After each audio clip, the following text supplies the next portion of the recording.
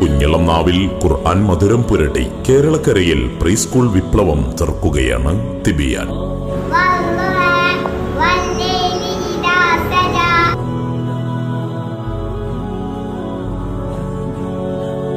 3 വയസ്സ് പൂർത്തിയായതു മുതൽ കുഞ്ഞുങ്ങളെ പരിശീലിപ്പിച്ച് വരും കാലത്തേക്ക് ധാർമ്മിക നവോത്ഥാന നായകരാക്കി മാറ്റുകയാണ് തിബിയാൻ ലക്ഷ്യമിടുന്നത്.